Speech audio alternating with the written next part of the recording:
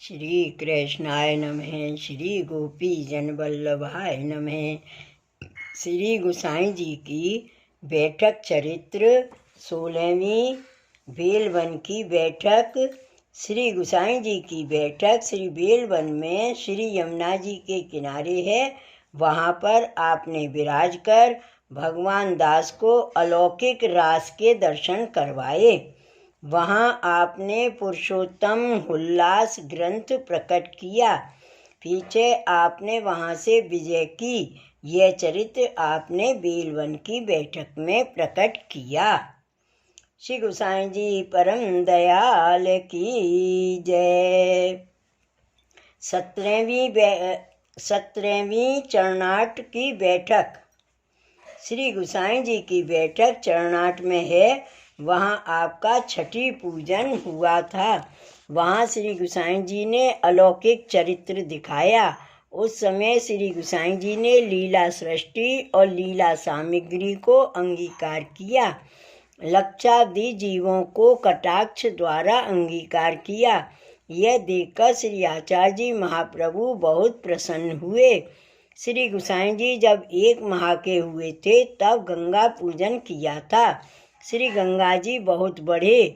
उस समय श्री गोसाई जी श्री अक्का जी की गोद में विराज रहे थे।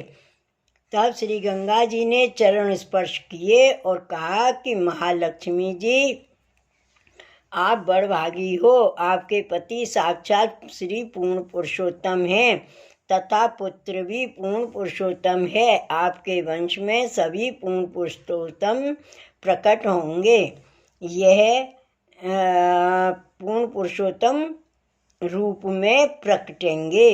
यह आज्ञा करके श्री गंगा जी पधारे। तब श्री अक्का जी अनेक सखियों के सहित मंगल गाते हुए बैठक में पधारे। श्री महाप्रभु जी ने श्री गोसाई जी का स्वरूप देखकर आज्ञा की कि यह पुत्र रूप और ठाकुर स्वरूप होकर आप ही पधारे हैं। तब श्री ठाकुर जी का और श्री गोसाई जी का नाम श्री विट्ठलनाथ जी रखा। उसके पीछे चरणाट से विजय की। श्री आचार्य जी का महाप्रभु श्री गोसाई जी को लेकर श्री अड़ेल पधारे। उस समय अड़ेल में जय जयकार हुआ। यह चरित्र श्री गोसाई जी ने श्री चरणाट की बैठक में प्रकट किया। श्री गोसाई जी परम दयाल की जय। 18वीं अड़ेल की बैठक। श्री गोसाई जी की बैठक अड़ेल में है। वहाँ आपने बाल क्रीड़ा की है। वहाँ श्री महादेव जी आपको नित्य खिलौना लेकर खिलाने को आते थे। श्रृंगी नाद करते थे, नृत्य करते। उसको देखकर आप बहुत प्रसन्न होते थे। आपके कृपा पात्र अंतरंग भगवदीय आपको नित्य खिलाते थे। आप भी हाव भाव कटाक्ष कर रसदान करते थे। जब आपकी कृपा कटाक्ष द्वारा सहस्त्राब्दी जीवों को अंगीकार किया, ऐसे अनेक चरित्र श्री गोसाई जी ने प्रकट किए। श्री गोसाई जी परम दयाल की जय। 19वीं गौड़ देश की बैठक। श्री गोसाई जी की बैठक गौड़ देश में नारायण दास जी के घर में है। वहाँ नित्य श्री गोसाई जी विराजते थे। एक समय श्री गोसाई जी गौड़ देश में पधारे। वहाँ बगीचे में विराजे। नारायण दास जी नित्य सवेरे दर्शन को जाते, पुनः सायंकाल आते थे। बादशाह के पास एक बार मिलकर चले आते थे। राज्य का काम नहीं चलाते।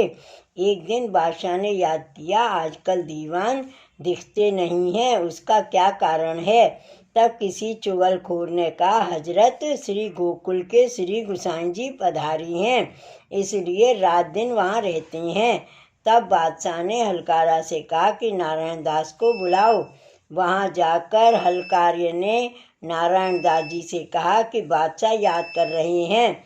तब नारायण दास जी कचहरी में आए। बादशाह ने पूछा, आजकल दिखते नहीं हो, इसका क्या कारण है? दीवान ने कहा, मेरे गुरु पधारे हैं, इस कारण जहाँ तक वे विराजेंगे तब तक आना नहीं हो सकेगा। बादशाह ने कहा, सुखेन जाओ, मेरी ओर से निवेदन करना और मेरे को भी दर्शन देवें। दीवान ने कहा, कहेंगे। दीवान श्री गोसाई जी के दर्शन को आए और विनती की, आपने आज्ञा की है, बादशाह को दर्शन को बुला लाना। दीवान ने दंडवत की, पीछे घर आया। बादशाह से कहा, तुमको दर्शन होंगे। तब दूसरे दिन दीवान के साथ बादशाह दर्शन को आया। बादशाह को श्री गोसाई जी के साक्षात पूर्ण पुरुषोत्तम के दर्शन हुए। बादशाह ने साष्टांग दंडवत की तथा 10,000 रुपये श्री गोसाई जी के आगे धरे। श्री गोसाई जी समाधान करने लगे। तब बादशाह ने प्रार्थना की, महाराज मेरे मस्तक पर सदा विराजो, ऐसी वस्तु कृपा करके दो।